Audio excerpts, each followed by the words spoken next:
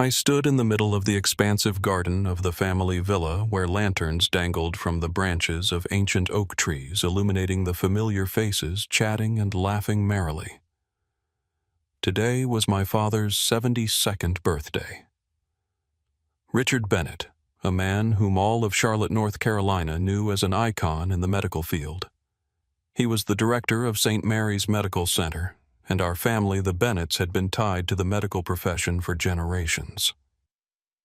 David Bennett, 38 years old, was a successful neurosurgeon carrying on that tradition. Born and raised in this prestigious environment, I always felt like I was living in a perfect painting, where everything was neatly arranged from lavish parties to achievements etched on golden plaques.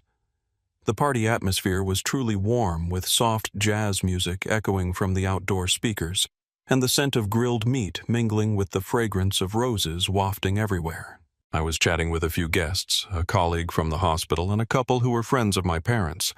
They asked about my most recent surgery, a complex brain tumor case that I had successfully handled the week before. I smiled, recounting the professional details modestly, but in my mind I was thinking about Sophie, my daughter. The 9-year-old girl was running around on the lawn playing with Uncle Matthew, my younger brother. Matthew had always been her beloved uncle with his warm smile and humorous stories that made Sophie giggle endlessly. Suddenly, the phone in my suit pocket vibrated a light buzz, but enough to interrupt my thoughts. I pulled it out and looked. The screen lit up with the name Laura Mitchell, my ex-wife. My heart tightened slightly. We had divorced 3 years ago, but we maintained a peaceful relationship for Sophie's sake. Laura was a police detective, a strong woman, and calls from her were usually not joking matters. I excused myself from the guests and stepped to a quieter corner, pressing the answer button. "David, it is me." "Are you there?" Laura's voice came through immediately urgent and serious enough to startle me. No usual greetings, no hint of warmth, just pure urgency. "Yes, I am here. What is going on?" I replied, trying to keep my voice calm but already sensing something was wrong. "Where are you? Where is Sophie? What is she doing with whom?" She asked, her voice higher than usual, as if trying to suppress panic. I looked out to the yard where Sophie was laughing and playing with Matthew. "She is playing in the yard with Uncle Matthew. Why is something wrong?" There was silence on the other end, a pause that lasted a few seconds, but to me it felt like centuries. I could hear Laura's rapid breathing, and it made the hairs on the back of my neck stand up. Then she spoke, her voice hardening, quick and sharp. "Get her out of there right now, David. Right now." I froze my hand, gripping the phone tightly. "What? What is going on, Laura? What are you talking about?" Laura replied hastily. "Do not ask. Just get Sophie home. It involves Matthew. Involves Matthew, my brother, the one the whole family adored. A friendly literature teacher beloved by his students." My mind reeled. "Involves, how explain Laura? I do not understand." She repeated, her voice more resolute. "Trust me, David. I will explain when you get our daughter home. But right now, get her out." A wave of unease surged within me like an undercurrent. I was not the type to panic easily. Every day I faced life and death surgeries where a small mistake could cost a patient's life. But Laura's voice, that seriousness, made me unable to dismiss it. We had argued many times, but she had never used this tone. It was not anger, but fear, a deep fear I could feel through every word. "Okay, I will get her home," I whispered, my voice trembling slightly. "But you have to explain." I hung up my heart, pounding in my chest. The garden around me suddenly felt stifling, the laughter of everyone like distant noise. I walked quickly to the yard, trying to keep a normal expression. Sophie was sitting on the grass holding a ball, grinning as Matthew told some funny story. My brother, 35 years old, with his messy brown hair and easy smile, was sitting beside her. They looked so carefree, like so many times before. "Sophie, sweetheart?" I called, trying to sound cheerful. We have to go home now. Daddy has an emergency. She looked up, her big round eyes surprised. But, Dad, the party is not over yet. I am playing with Uncle Matthew. Matthew looked at me smiling. What is up, brother? Something urgent. Everyone is having fun. Stay a bit longer. I swallowed, trying not to show my unease. No, we really have to go. The hospital called. Emergency surgery. I lied, but my voice was firm. My brother shrugged, still smiling. All right, be careful. See you next time, Sophie. I took Sophie's hand, pulling her up. She toddled after me, still puzzled. We walked through the garden. I tried to avoid curious glances. At my parents' spot, I stopped. My father, Richard, was standing among his friends, holding a glass of wine, his face radiant under the lights. I placed Sophie on the bed, pulling the blanket snugly over her. Good night, my little princess. She smiled weakly, then closed her eyes. I sat by the bed for a while, watching her sleep, my heart swelling with a vague anxiety. I went to the living room, brewed a cup of black coffee, trying to calm myself. The clock on the wall ticked each sound, reminding me that Laura was coming soon. She lived just a few blocks away in a compact apartment suited to her busy life as a detective in the Special Investigations Unit at the Charlotte Police Department. Laura Mitchell, 39 years old, was the strong woman I had once loved passionately. We met in college, married young, and Sophie was the result of that love, but work had torn us apart, me with surgeries, her with cases. After the divorce, we maintained a peaceful relationship for Sophie's sake. She often visited on weekends, bringing sweets and fun stories. Dad, I have to leave early, I said, my voice low. The hospital called. Emergency case. My father raised an eyebrow, but nodded. All right, work calls. Be safe, son. My mother. Margaret hugged Sophie. Get home safe, sweetie. I nodded, then led Sophie to the car. As I sat in the driver's seat, my hands trembled inserting the key. Sophie sat in the back, buckling her seatbelt, asking, Dad, why are we leaving so early? Uncle Matthew was telling a good story. I looked at her through the rearview mirror, forcing a smile. Daddy has something urgent, sweetheart. Tomorrow, Daddy will tell you a story. The car rolled away from the villa, the Maplewood Heights road at night quiet with only the pale yellow streetlights. In my heart, I was half believing, half doubting Laura's warning. Matthew was my brother, the one I grew up with, sharing everything from childhood. How could there be something serious involving him? But Laura's voice haunted me like a dark prophecy. I felt something grave waiting ahead like a storm gathering in the clear sky.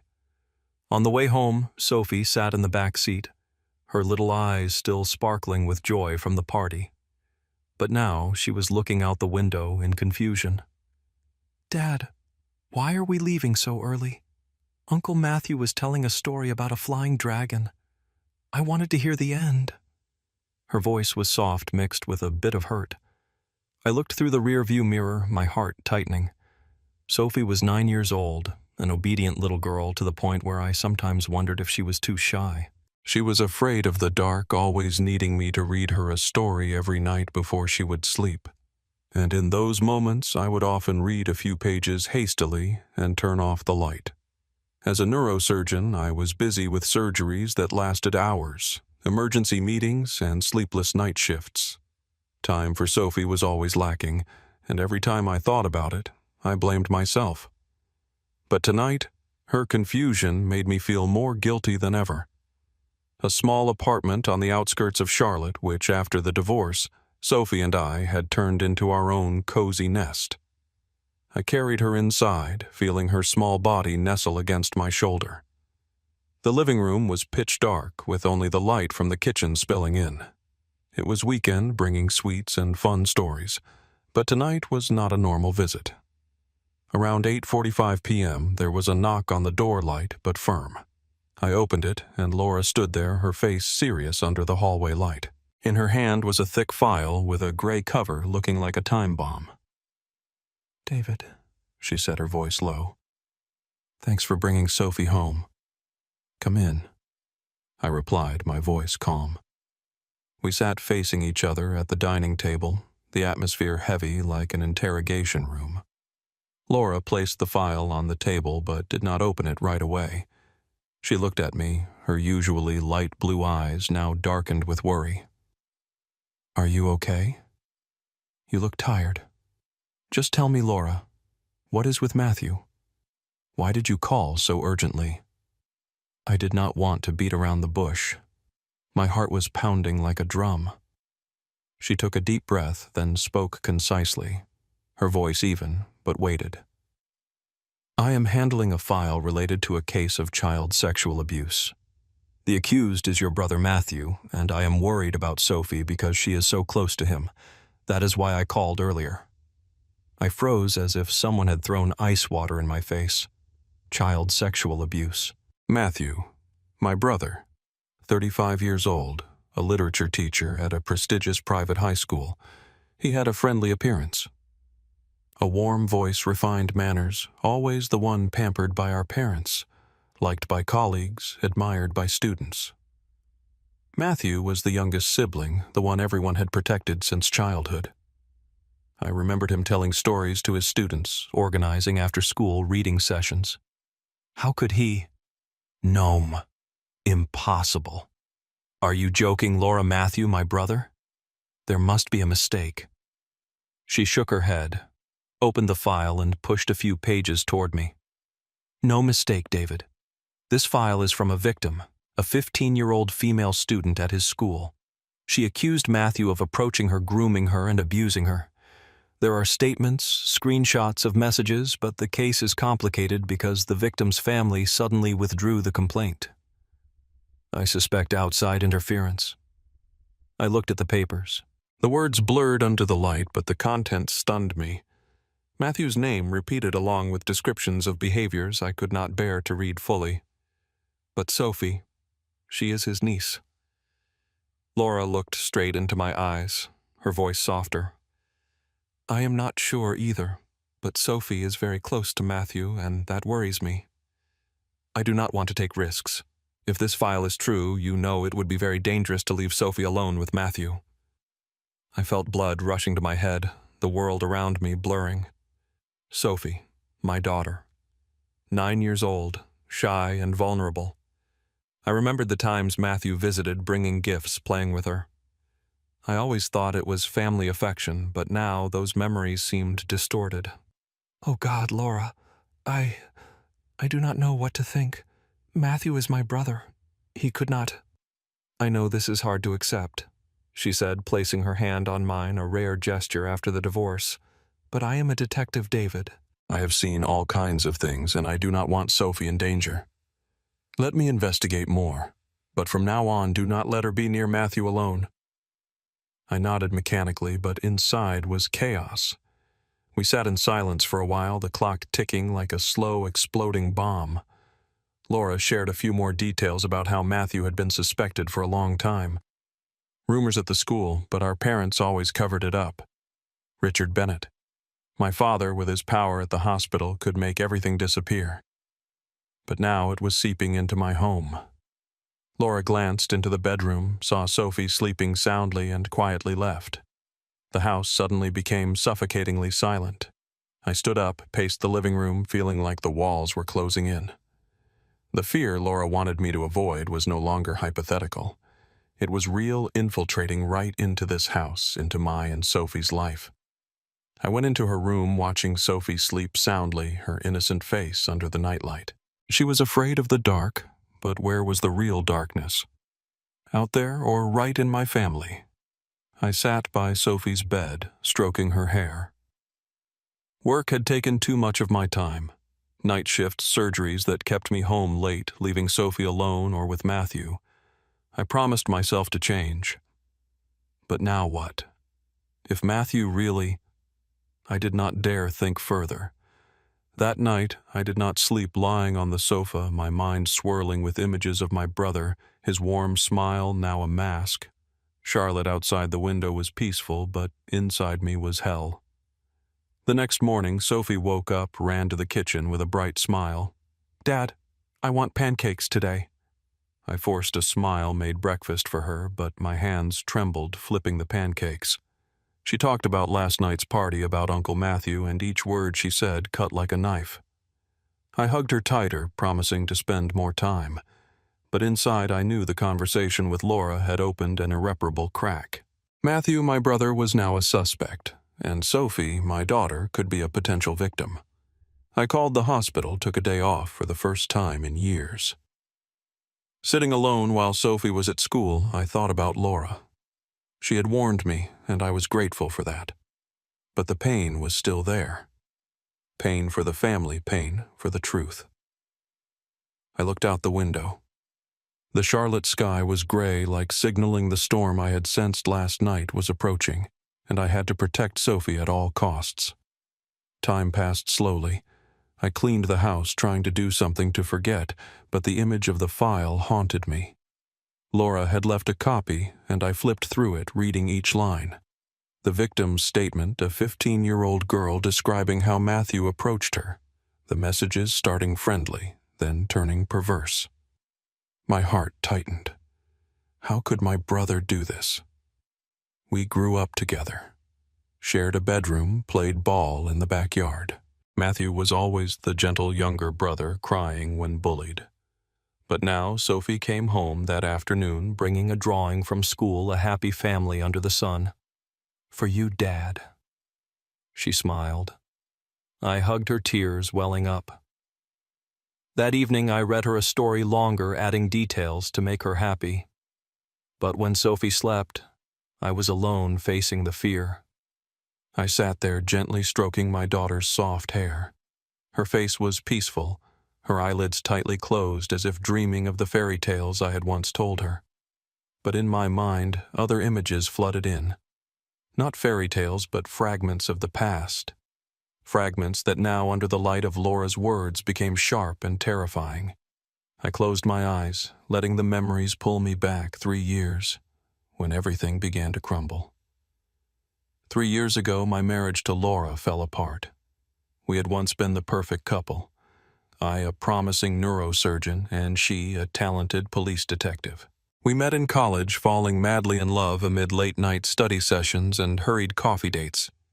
Sophie came as an unexpected gift, and we thought we could balance it all: careers, family, love. But reality was harsher. My work increasingly consumed my time. Surgeries lasting 11 hours, sleepless night shifts, emergency calls at midnight. Laura Mitchell was the same, with complex cases, overnight stakeouts reports due before dawn.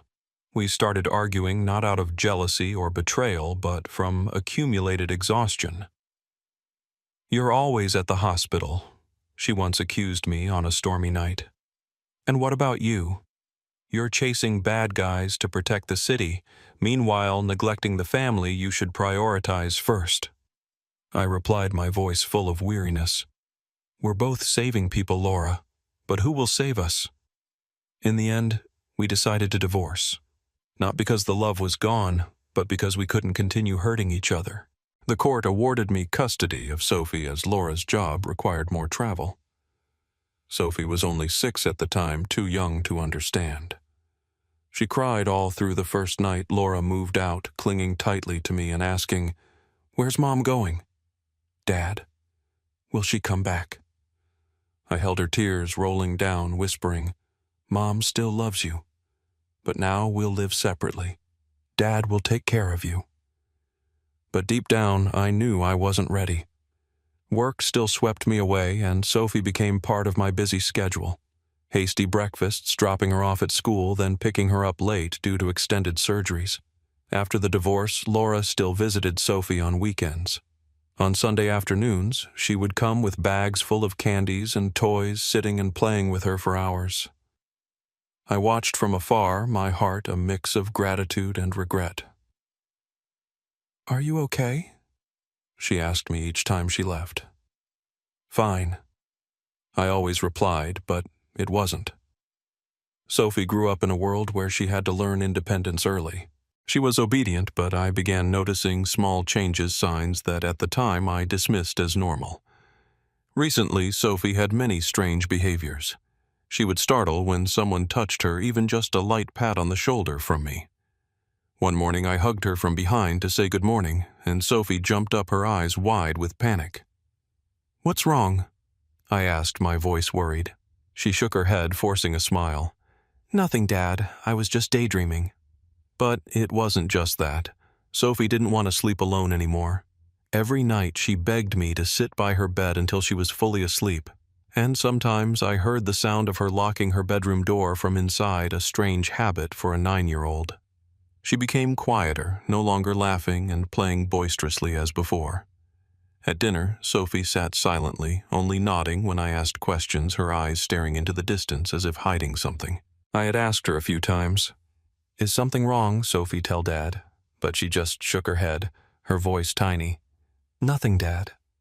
And then surgeries would pull me away again, an emergency 11-hour surgery or a car accident patient. And I quickly pushed that worry aside.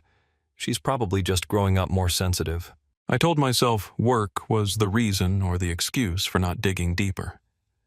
But now, sitting by her bed tonight after Laura's words, those behaviors became frighteningly clear. Could it be related to Matthew? The thought made my heart race wildly. I clearly remembered one time about a few months ago during dinner. Sophie was fiddling with her plate of spaghetti, and I tried to chat to pull her out of her shell of silence. "How was school today, sweetie?" She shrugged, then suddenly blurted out, "Uncle Matthew often comes over after school when Daddy is still at the hospital." I paused, my fork looking up. "Oh, what does Uncle play with you?" Sophie looked down, her voice soft. At first, Uncle played games, read stories, watched movies with me. But gradually I felt uncomfortable. My heart tightened slightly, but at the time I thought she was imagining things. "Uncomfortable how, sweetie?" She hesitated, then said, "Uncle often strokes my hair, hugs me too long, even kisses me, or holds my hand without letting go. I do not like it." I remember laughing, patting her shoulder. "Uncle Matthew is just caring for his niece, sweetie. You are too sensitive." Sophie nodded, but her eyes avoided mine. And then the phone rang. The hospital calling. An emergency. I hurriedly put on my coat, kissed her forehead, and rushed out the door. That busyness made me not pay attention to her words anymore. I thought Matthew was my brother family. How could he harm his niece? He was always friendly, always bringing gifts for Sophie. But now, recalling it, those trivial details became deep cutting knives. Stroking hair, long hugs, kisses, holding hands, gestures. I once saw as affection, now seemed distorted, suspicious. How could I have been so blind? I got up from Sophie's bed, went out to the balcony, breathing in the night air of Charlotte. The cool wind carried the scent of withered leaves, but it could not dispel the torment within me. I felt terrible for not listening to my daughter. Sophie had tried to tell me, had blurted it out during conversation, but I brushed it off. Work blurred everything, turning me into an inattentive father, protecting the very child I loved more than anything. That should have been my top priority, but I had failed. Tears rolled down my cheeks for the first time in years. I thought about the night Sophie locked her bedroom door. What was she afraid of? The dark, or a familiar shadow Matthew often came over after school when I was still at the hospital. How many times? How many opportunities to... No, I did not dare think further, but that fear made my heart ache sharply. The days that followed passed like a prolonged nightmare. Every morning when I woke up, I watched Sophie eat breakfast, laughing and joking with her. But in my mind, Laura's words haunted me constantly. I monitored her more closely, asking about every little detail of her day at school, about the people she met. Sophie still smiled, still played, but I noticed the silences, those moments when she stared into the distance, her hand unconsciously clutching her stuffed bear tightly. "Are you okay?" I asked, and she nodded. "I am fine, Dad." But I knew it was not. The suspicion about Matthew grew larger, like a malignant tumor I had once removed from patients, but now it was spreading within my own family. I did not contact Matthew, avoiding every call from my brother. He texted asking about Sophie, but I read them without replying, my hand trembling on the phone screen. My parents called asking why I had not visited, but I made excuses about being busy. How could I face them when suspicion was gnawing at me? Laura called every day, updating me on the investigation, but she said everything was stalled. No new evidence yet, she said, her voice full of disappointment. I lay awake late at night, my mind swirling with images of Matthew laughing and playing with Sophie those prolonged hugs she had once mentioned. I blamed myself hundreds of times. Why did I not notice sooner? Why did I let work blind me? A few days later, I could not take it anymore. The unease was like a wild beast tearing at me from inside. I texted Laura. "We need to meet. Something important." She agreed immediately, and we arranged to meet at a small coffee shop in downtown Charlotte Cedarwood Cafe, the place where we used to date in our youth, with old wooden tables and the aroma of freshly ground coffee wafting everywhere. I arrived early, sitting in a secluded corner, my hand gripping a steaming cappuccino tightly. My heart pounded like before a complex surgery.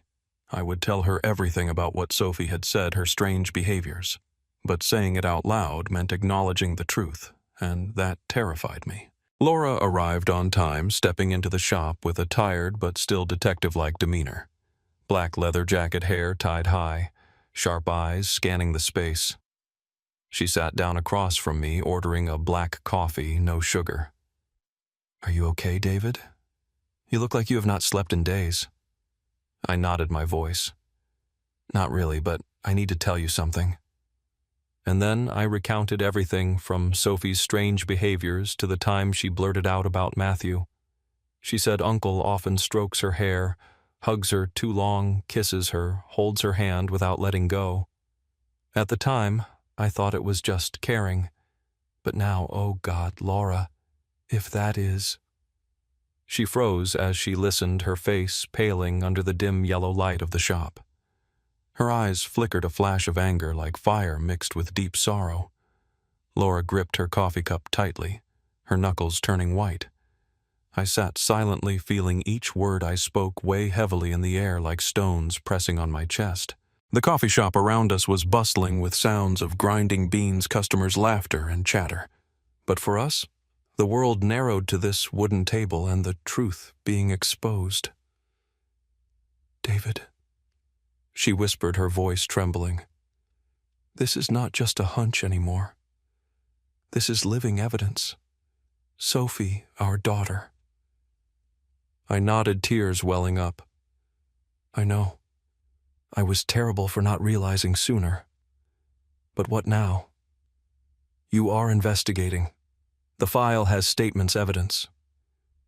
"Why has Matthew not been arrested yet?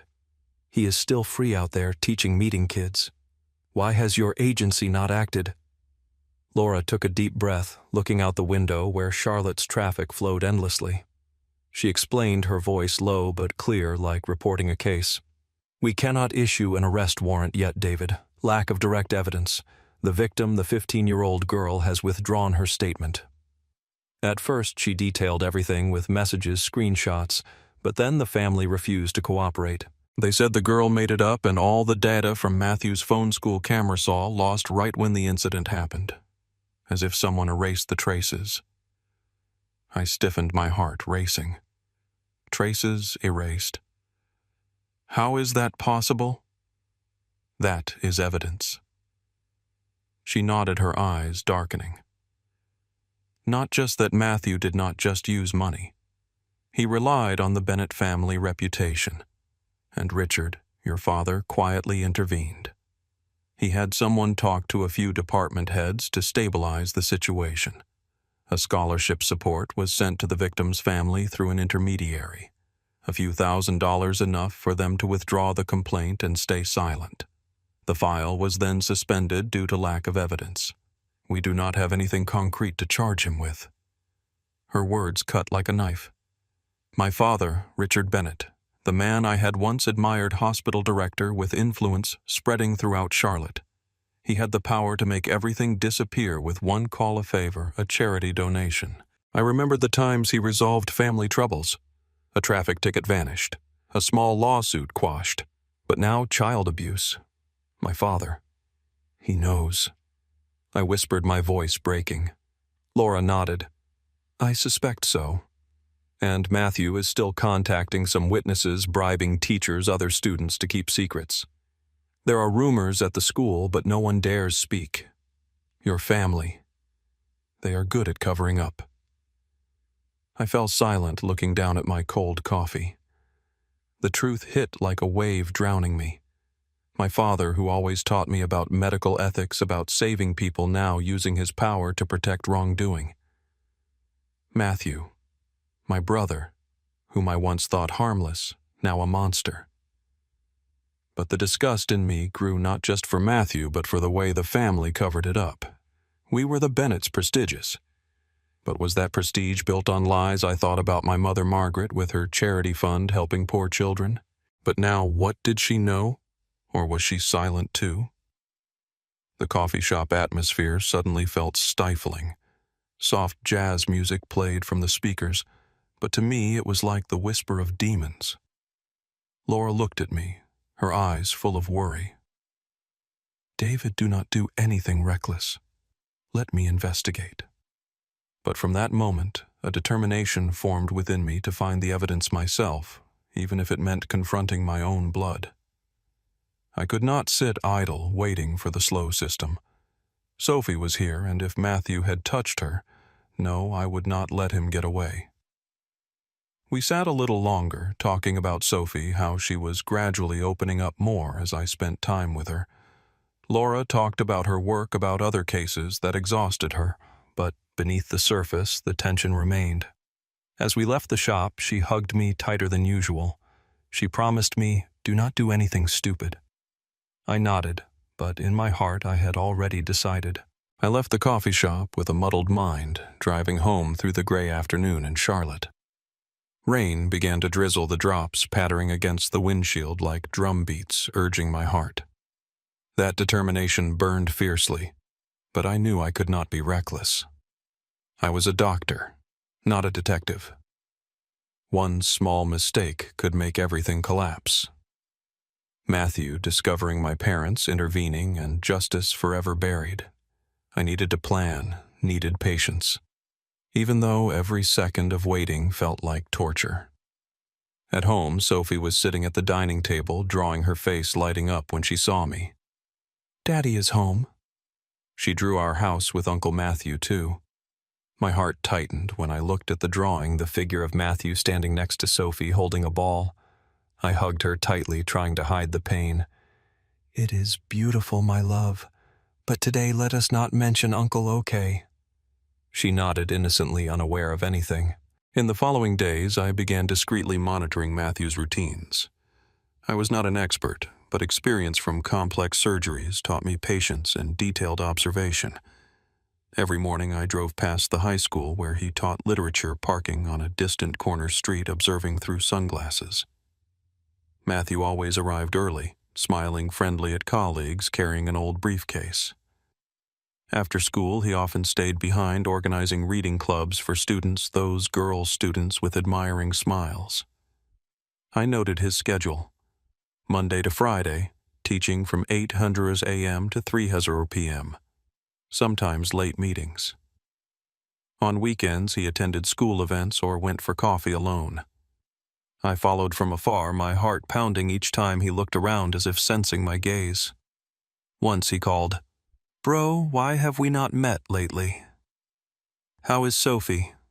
I replied casually. "Just busy, little bro." Sophie is fine, but my hand gripped the phone tightly, disgust surging. I also tracked his movements from his suburban home to the school through Charlotte's familiar streets. Matthew's house was a gift from our parents, a small wooden home on the outskirts, quiet with a garden full of trees in the back. I remembered my mother once giving me a spare key. Keep it in case Matthew forgets. Now that key was in my pocket like a secret weapon. I planned meticulously. No rushing to break in, only when sure he was away for long. Every night I lay awake, my mind sketching scenarios. What if I got caught? What would I say? If I found evidence, what would I do? The anticipation kept me sleepless, but the determination grew stronger. Sophie was the motivation.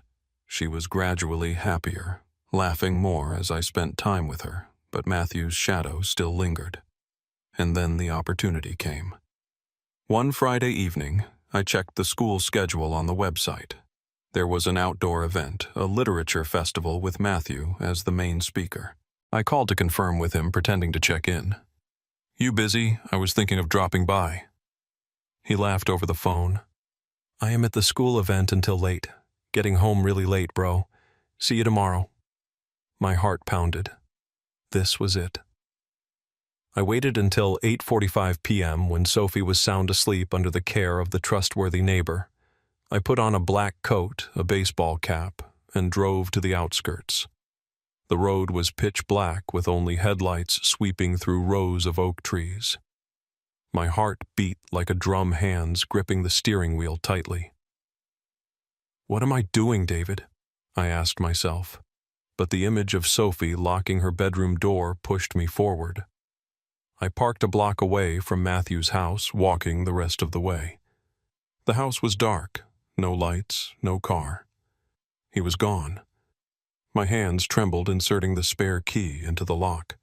The door opened with a soft creak and I stepped in, closing it behind me. The house air was familiar, scent of old Book's coffee and a bit of mustiness. I turned on my phone flashlight, avoiding the main lights to not alert neighbors. Heart pounding, I went straight to the study where Matthew graded papers with a large wooden desk and desktop computer. I sat in the chair, my hand touching the keyboard, feeling like I was committing a crime. But no, I was seeking justice. The computer was not password protected. Matthew was always so carefree. I opened folders, searching for hidden files. My hands scrolled quickly, heart racing, when I found a deeply buried folder named Notes. Opening it, and the world collapsed. Dozens of photos of students at school, girl students laughing in uniforms taken secretly from afar. Then worse photos of Sophie in our backyard, her swinging skirt fluttering in the wind. Time-stamped a few months ago when I was busy with surgery. My heart stopped blood rushing to my head. "No, it cannot be," I whispered, my hand trembling as I scrolled. Those photos were not accidental, close angles like stalking. I copied everything to the USB I brought, disgust surging. Then I saw the digital camera on the desk. My hand pulled out the memory card, inserting it into my laptop. Quick check. Series of photos, and then photos with the same girl multiple times. A girl about 15 years old, brown hair, shy smile. Timestamps matching the date Laura mentioned, the day the victim accused of abuse. Photos at school, in the park, and worse, in private places. I shut down the machine, hands shaking so much I nearly dropped it. This was evidence vivid, undeniable. Not stopping, I opened the desk drawer. Inside was a mess of papers, and then a black-covered notebook at the bottom. I flipped it open, and my heart sank into the abyss. A list of female students' names, ages, dismissal times, frequent locations. Parked near school coffee shop, even home addresses. Next to them were personal notes. Easy to approach likes, storytelling needs more following. Sophie's name was there. Niece close, easy to hug. I froze, unable to believe what was before me. Emotions of horror and guilt mixed. Horror that my brother was a monster. Guilt that I had let Sophie near him. I wanted to leave, run from this place, but needed to confirm one last time. This was not the Matthew I knew. Or had I never truly known him? I photographed the notebook with my phone, copied more files from the computer. I had gathered enough of what I needed. Photos, memory card notes. Heart racing fast, sweat pouring. I shut down the computer, put everything back as it was. Notebook in the drawer, camera in place. Folders closed, no traces. I did not want Matthew to suspect before Laura acted. I stood up, legs weak, stepping out of the study. The hallway was pitch dark, only moonlight filtering through the window. I held my breath, listening, absolute silence. But then, as I took a few steps, a faint sound came from the floor at the end of the hallway.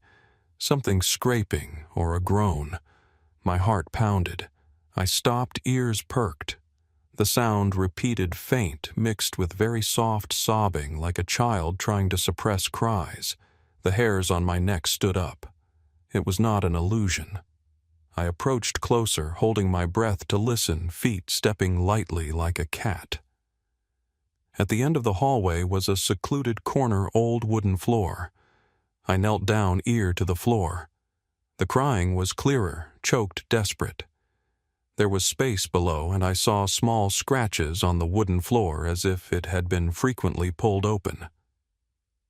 What was this? A secret door. My hands trembled, flipping the floor, Rugen old rug covering it. And then the secret basement door appeared. Wooden lid with a loose lock. My heart felt like it would burst.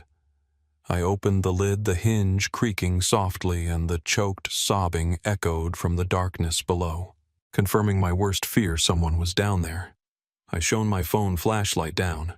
Steep wooden stairs led into the damp darkness. I took a deep breath, descending step by step, legs trembling. The smell of mustiness mixed with fear, sweat, and tears. The flashlight swept across old wooden crates. A tripod camera set up in the corner. Tangled wires.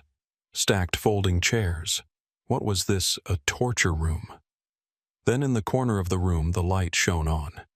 2 underage girls huddled on the cold concrete floor. They were about 14 to 15 years old. Clothes, tattered hands loosely bound with rope, eyes wide with horror under the sudden light. One sobbed uncontrollably. The other whispered, "Help! Help us!" The scene left me stunned, my whole body frozen as if iced. Blood rushed to my head, ears ringing. This was not a horror movie. This was real. 2 children locked in my brother's basement, camera ropes evidence of heinous crimes. All the evidence I had just collected now seemed redundant, because before me was the stark truth. Matthew truly was a beast, a monster hidden behind a warm smile. I knelt down, my voice trembling. "Do not be afraid. I will save you. I am Matthew's brother, but I will get you out." They looked at me, eyes full of doubt and fear. I untied them, hugged them, their small bodies shaking like withered leaves. One whispered, He took us after school, said it was to help with homework." My heart shattered. Matthew, my brother, the one I grew up with now, a predator. I understood from this moment I was not just a brother seeking truth, but a son stepping into his family's nightmare. The prestigious Bennett family now shattered by this dark secret. I immediately called Laura after discovering the 2 girls locked in the basement. My hands trembled as I dialed the number, my voice stuttering over the phone. "Laura, you have to come right now. I found 2 kids in Matthew's basement. They are tied up, locked in. Oh God, mobilize the team." On the other end, Laura was silent for a second. Then her voice became professional, sharp as a blade. "Stay calm, David. I will report it as an emergency right away. Do not touch anything. Keep the victims safe. The SWAT team will be there in 10 minutes. I hung up, my heart pounding as if it would burst. The 2 girls, one named Emily, about 14 years old, with disheveled hair and red, swollen eyes. The other, Hannah, 15 years old, her thin body shaking uncontrollably, huddled on the living room sofa. I wrapped thin blankets around them, poured water from the kitchen, trying to reassure them with a gentle voice. "You are safe now. I am a doctor. I will help. The police are coming soon." Emily sobbed uncontrollably, clinging tightly to me. Uncle Matthew said he would take me home, but then he locked me down there." Hannah whispered, her voice weak. "I have been locked up for 2 days. No food." Their words left me stunned, as if someone had punched me in the chest. Matthew, my brother, was not just a stalker, but a kidnapper, a torturer. I thought of Sophie, fortunate that she had not reached this point, but the fear still made me shudder. The waiting minutes stretched like hours. I paced the room, ears perked for any sound from the road. Charlotte at night was quiet, but in this house the atmosphere was heavy like hell. The siren wails echoed from afar. Then police cars swarmed in. The SWAT team men in black armor handguns holstered at their sides broke through the main gate, flooding the house like a torrent. Laura led the way, her face pale as she looked at me and the two victims. "David, are you okay? How are the girls?"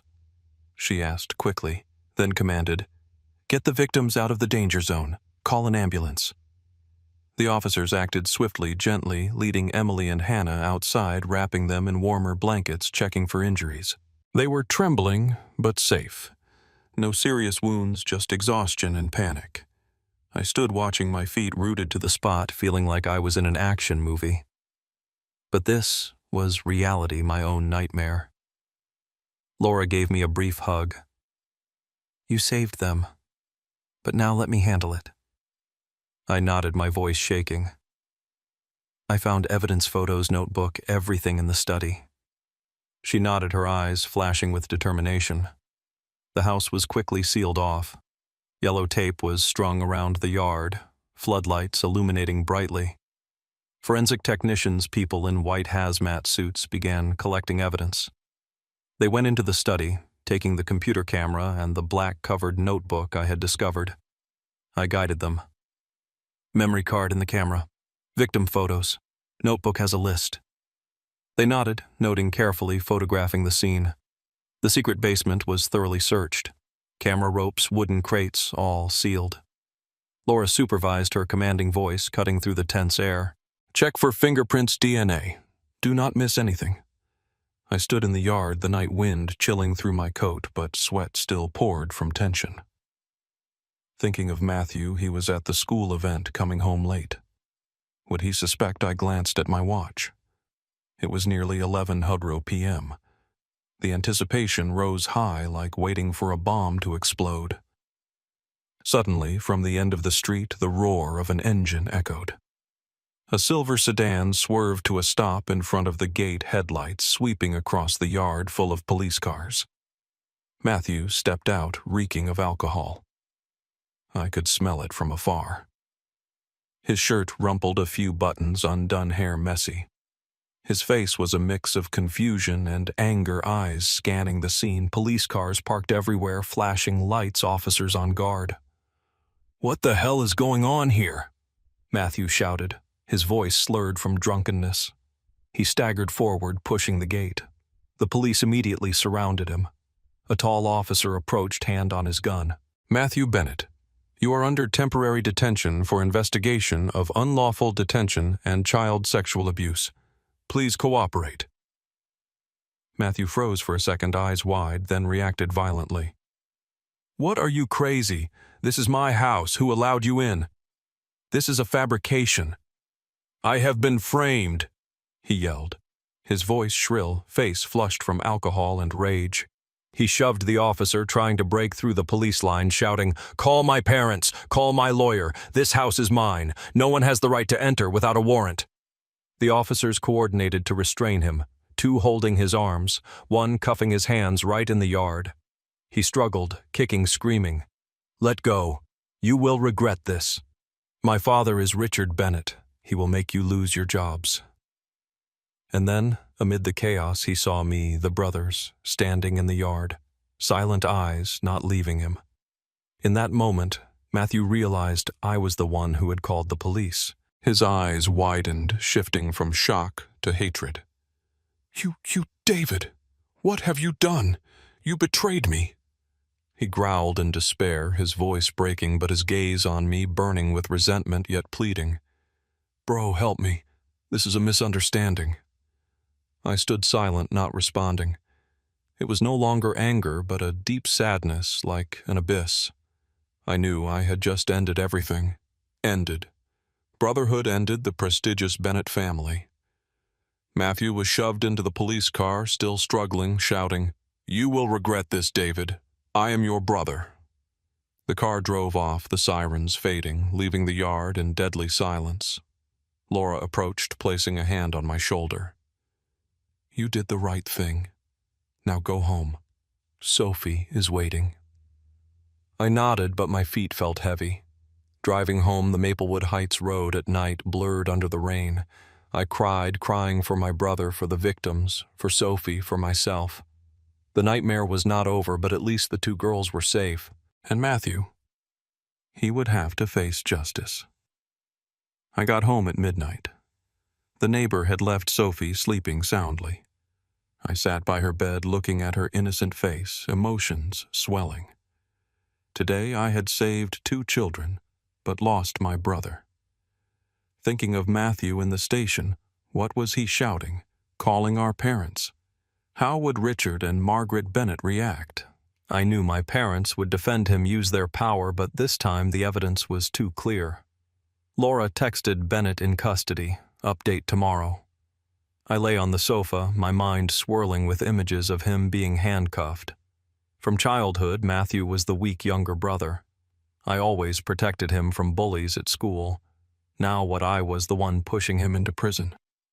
The sadness was profound, but no regrets for Sophie, for the victims. The morning after, the Charlotte sun filtered through the curtains, but it could not dispel the darkness in my heart. While Sophie sat eating toast, I secretly opened my phone, checking the news, and then it hit like a flood. The arrest news spread rapidly across Charlotte. Local newspapers, TV channels, even social media all reported prominent high school teacher arrested for unlawful detention and child abuse. Suspect's name, Matthew Bennett, son of St. Mary's Medical Center director. The Bennett name became the center of gossip. From coffee shops to offices, people whispered about the prestigious medical family now fallen into disgrace. I read it with a tightening heart. The image of Matthew in handcuffs replaying in my mind. My father's hospital must be in chaos, stocks dropping, patients panicking. But I did not care about the reputation. I only thought of Emily and Hannah, the 2 girls now being cared for, and Sophie, my daughter, safe thanks to my actions. The phone rang, interrupting my thoughts. The screen showed Dad, Richard Bennett. My heart pounded hard like before a critical surgery. I took a deep breath and answered, "David, where are you? Come home immediately. We need to talk." My father's voice was ice cold, full of anger. Not the voice worried for his youngest son, but the voice of a man protecting his empire. I knew this meeting was unavoidable. He would scold, try to cover it up. "Yes, I'll come right away," I replied, my voice calm despite the turmoil inside. I took Sophie to the neighbor's house, explaining, "Dad's going to see Grandpa and Grandma for a bit. Be good, okay?" She nodded, hugging me. "Come back soon, Dad." Driving to my parents' villa in the Maplewood Heights area, the affluent neighborhood with grand old houses and lush green gardens, I felt my mood heavy as lead.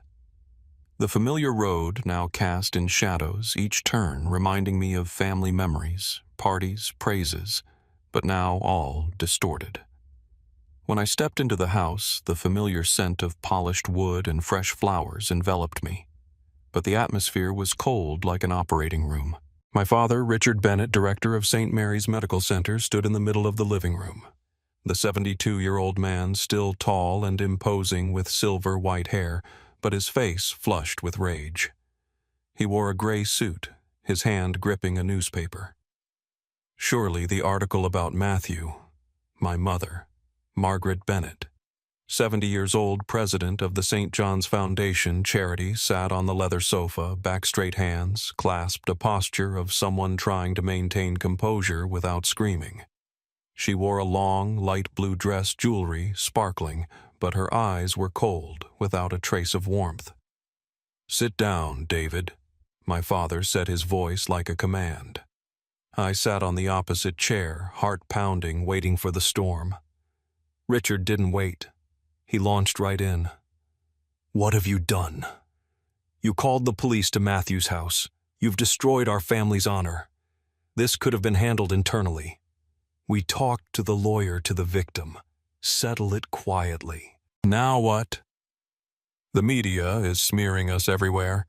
The hospital is suffering huge losses, shareholders calling non-stop, patients canceling appointments. What were you thinking?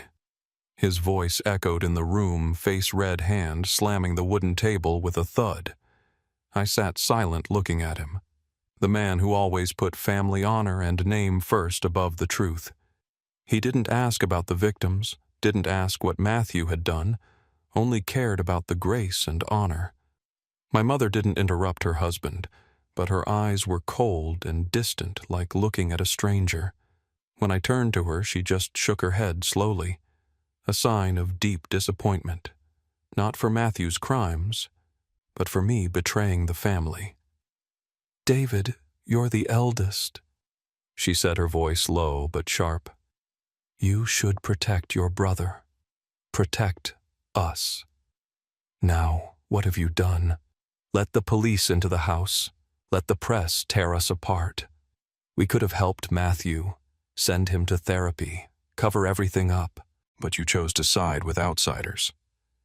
Her words cut like a knife, but I realized Mom and Dad only cared about Matthew, about the perfect family image. I didn't fight back, just sat silently looking at my parents, the two people I had once respected, now strangers. My heart ached sharply, but not from the scolding, from the harsh truth. They chose to cover up crimes instead of facing them. In my mind flashed childhood memories like an old film rewinding. I remembered summer days in Charlotte when Matthew and I played ball in the backyard of the villa. Matthew was always praised and pampered by our parents. He drew an ugly picture. Mom called it beautiful. He broke the TV. Dad just laughed. The boys still young. Me, the eldest, always endured strict discipline. A bad grade in one subject. Dad scolded for hours. I fought at school to protect Matthew. Mom blamed, "You have to set an example." I always had to yield because you're the older brother. Sacrifice for your sibling. The times Matthew took my toys. Parents said, "Let your brother have it, son." That favoritism was like a festering scar over the years growing through adolescence. When I studied medicine, struggling day and night, Matthew chose teaching literature. And parents still praised him for having an artistic soul. Now, even with the truth clear, Matthew a beast locking children in the basement. My parents still blindly defended their youngest son. They didn't see his crimes, only saw misunderstandings, only wanted to cover up to preserve reputation. I sat there listening to my parents. Dad continuing to rant about the hospital's losses. Mom lamenting the impact on the charity fund. But I said nothing, just nodded mechanically. In my heart, the initial anger gave way to a cold emptiness. I realized I had never truly belonged to this family, a family built on image, on power, not on genuine love. When Dad ended with, "You have to fix this. Call the lawyer. Withdraw the complaint," I stood up, my voice calm. "I'm sorry, but I don't regret it." My parents looked at me, eyes wide in shock, but I turned my back, walking out the door without another word. The door closed behind me, the lock clicking softly like closing a chapter of life. Driving home, the Maplewood Heights road now blurred under the midday sun. I cried not for losing the family, but for liberation.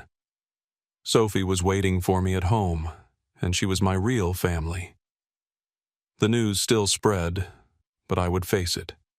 The anticipation remained, the trial approaching, but I was ready. The Bennett family shattered, but my conscience was at peace. The months that followed passed in a strange loop, peaceful on the outside, but chaotic inside. I returned to work at the hospital, but no longer with prolonged surgeries. I chose a more flexible schedule, dedicating time to Sophie. She gradually regained her cheerfulness. We went to the park, drew pictures, read stories every night. Laura visited more frequently, bringing fun stories from her work, and gradually our relationship warmed up again. But the shadow of the case still loomed. Matthew was in pre-trial detention, awaiting trial. The press didn't stop reporting the Bennett scandal. prominent teacher, or predatory monster, and each article cut into my heart like a knife. Colleagues at the hospital looked at me strangely, whispering behind my back, "The brother of the pervert." I ignored it, focusing on Sophie. She asked about Uncle Matthew a few times. "Where did Uncle go, Dad?" I answered gently. "Uncle's busy with work far away." But late at night, when Sophie slept soundly, I stayed awake thinking about the upcoming trial. I would testify, recounting that horrific night, the secret basement, the two trembling girls. The anticipation surged. Would Matthew plead guilty?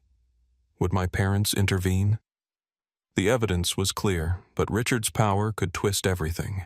6 months later, the Matthew Bennett case was brought to trial at the Mecklenburg County Courthouse in North Carolina. The courthouse was in downtown Charlotte, a historic building with granite columns and polished wooden hallways. The case attracted massive media and public attention. Reporters crowded outside the doors, cameras flashing, crowds whispering. "The Bennett family has fallen," someone murmured as I entered. I was present as a witness and the discoverer of the scene.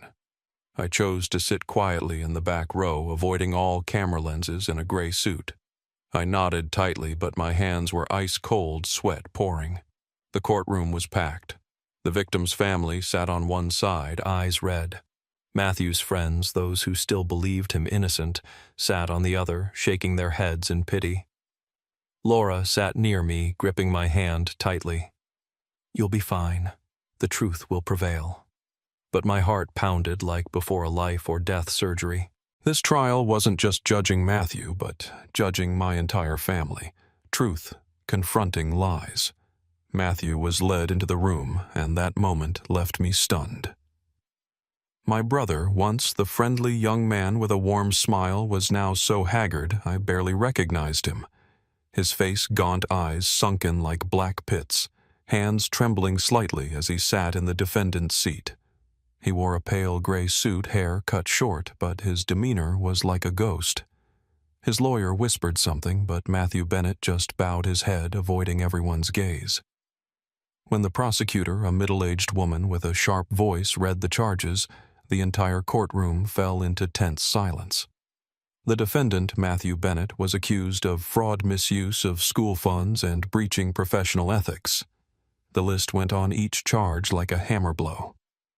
Matthew sat still, his shoulders shaking slightly, and I saw tears rolling down his cheeks. My heart ached sharply. Despite the anger and disappointment, he was still my brother. The public murmured, "Dishonest," someone whispered. The courtroom atmosphere was stifling, like a pressure cooker about to explode. The trial lasted several days, each day stressful and emotional.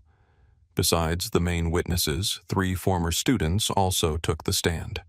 They were girls aged 14 to 16, sharing accounts of how Matthew pressured them unfairly or gave preferential treatment, causing conflicts. A girl named Olivia recounted, her voice choked. "Teacher Matthew made me stay late after class and asked me to do extra work without explaining why." The courtroom was silent, only faint murmurs. The second girl, Chloe, described how Matthew favored certain students. And the third, Isabella, told of unfair grading and intimidation. The defense lawyer tried to counter. "This is just a misunderstanding. The defendant only cared about his students." But the testimonies were too clear. I sat listening, my hands gripping the seat tightly, feeling tension and worry. Those students could have been Sophie Bennett. Then a teacher from the school, Mrs. Thompson, Matthew's colleague, testified. "I once received complaints about Matthew's unfair treatment, but the administration asked me to stay silent to protect the school's reputation." She bowed her head, eyes avoiding mine. "I regret not reporting it sooner." That testimony struck a heavy blow. With the evidence presented, emails, grading records, and witness statements, every defense argument collapsed. The prosecutor stated, "This was not accidental, but a deliberate breach of ethics." The courtroom murmured, reporters scribbling furiously. No one doubted Matthew Bennett's misconduct anymore. He bowed his head, shoulders shaking, as if accepting his fate. Richard and Margaret Bennett were present in the front row like stone statues. My father sat straight, his face paling under the lights, hands trembling on his knees. He who always controlled everything now powerless. My mother bowed low, her gaze, vacant hands gripping a handkerchief tightly. They avoided looking at me, treating me as the one who had betrayed the family. Not a glance, not a word. I sat in the back looking at them, feeling a mix of pity and disgust. They still came, still defended with silence, but the truth was exposed. When I was called to testify, I stepped to the stand, my voice calm as I recounted that night. I entered my brother's house, found the basement, rescued the two girls. The defense lawyer tried to attack. "Do you have a grudge against your brother?" I shook my head. "No, but I chose the truth." The courtroom was silent, and I returned to my seat, heart pounding. The anticipation peaked. When the verdict was announced, 33 years in prison, no parole consideration for the first 21 years, and mandatory lifelong registration as an offender, the entire courtroom murmured. The judge read in an even voice, but each word like a sledgehammer. The defendant abused trust, causing permanent harm to the victims. Matthew Bennett collapsed, his shoulders shaking with sobs, his lawyer helping him up. The victims' families hugged and cried. The public whispered. As for me, I just closed my eyes, exhaling heavily, feeling both liberation and sorrow. Liberation because Matthew could no longer harm anyone. Sorrow because my brother, the one I had once loved, was now a prisoner. Reporters crowded outside the door, but I slipped out the back, avoiding all questions. A few days later, while the public was still buzzing, I received a short letter from my father, a white envelope, handwriting trembling. "From now on, you are no longer part of this family." That was all. No explanation, no greeting. My mother said nothing, only sending a cardboard box via mail. Inside were all my photos and mementos I had left at their house. Childhood pictures, medical badges, even the toy car I gave Matthew. I opened the box, looked at the items, my heart empty. My parents had disowned me, cutting off all contact, removing me from the will and from family history. The press reported, "Bennett family shattered after trial." Colleagues avoided me, friends distanced themselves. I had lost everything, parents' lineage, reputation. But in exchange, I kept my conscience in justice. After the trial, the atmosphere in Charlotte became stifling for me. Every street corner, every familiar road evoked memories of the past. My father's birthday party. Matthew's house, the scrutinizing eyes from colleagues at the hospital. The press continued reporting. Public opinion kept whispering, and I felt like I was living in a shattered glass cage. I decided to leave Charlotte for a short time, not to escape, but to heal. I resigned from St. Mary's Medical Center, the place where my father had once proudly introduced me as the successor. Colleagues were surprised. The department head asked, "David, are you sure you're one of our top talents?" I nodded, my voice calm. "I need a change for my family." And then I took my daughter Sophie to a child psychology therapy center in Brevard, North Carolina, a small, peaceful town in the Blue Ridge Mountains, a few hours' drive from Charlotte. Brevard, with its cool air, artistic streets, and lush green nature, was like a soothing balm for our souls. We rented a small apartment on the outskirts with a backyard overlooking the hills. Sophie was surprised at first. "Dad, why are we moving? Isn't Charlotte our home?" I sat down, hugged her, and explained gently. "This is a vacation trip, my love. Dad wants you to be happier, and there are good doctors here to help you." The therapy center was a cozy place with playrooms full of toys and psychologists specializing in traumatized children. Dr. Catherine, a middle-aged woman with a gentle smile, met with Sophie weekly. Under her guidance, Sophie gradually regained her composure. She used to startle at touches and lock her bedroom door every night. But now she began to open up. In therapy sessions, Sophie drew pictures, dark ones at first, with shadows and sad faces, gradually shifting to vibrant colors with flowers and sunshine. "I dream about Uncle Matthew," she once told the doctor, her voice tiny. Dr. Catherine guided her to face it. "You have the right to be scared, but you also have the right to be strong." I sat in the waiting room, my heart tightening as I heard her talk, but knowing this was a necessary process. Sophie laughed more, slept better, and the nightmares faded. I was proud of her, a 9-year-old girl resiliently overcoming darkness no one should endure. As for me, after the rest period, I returned to work, but no longer as a busy surgeon. I chose to be a freelance consultant supporting treatment for psychologically traumatized children who had been abused. I collaborated with centers in Brevard, advising parents sharing experiences from Matthew Bennett's case. Each case was a reminder of children with fearful eyes like Sophie once had. I worked fewer hours from home or via video calls, and every afternoon I came home to her. This new life was simple but meaningful. No more emergency surgeries at midnight. No more pressure from the Bennett family reputation. I learned to live slower breathing in the mountain forest air and found peace in the little things. Laura Mitchell visited us, father and daughter, frequently. After the case, she requested a transfer to the Civil Investigations Department, handling cases less dangerous with fewer night shifts, so she could have more time for Sophie. She drove from Charlotte to Brevard, NC on weekends, bringing sweets and storybooks. At first, the visits were awkward. We talked about Sophie, about the case, avoiding the past. But gradually, the atmosphere warmed up. One autumn afternoon, as we sat in the backyard watching Sophie run and play with the neighbor's dog, Laura turned to me. "You've changed, David. You're no longer the man who puts work above everything." I looked at her, those light blue eyes that once captivated me, and smiled. The case taught me a lot. I don't want to lose Sophie again.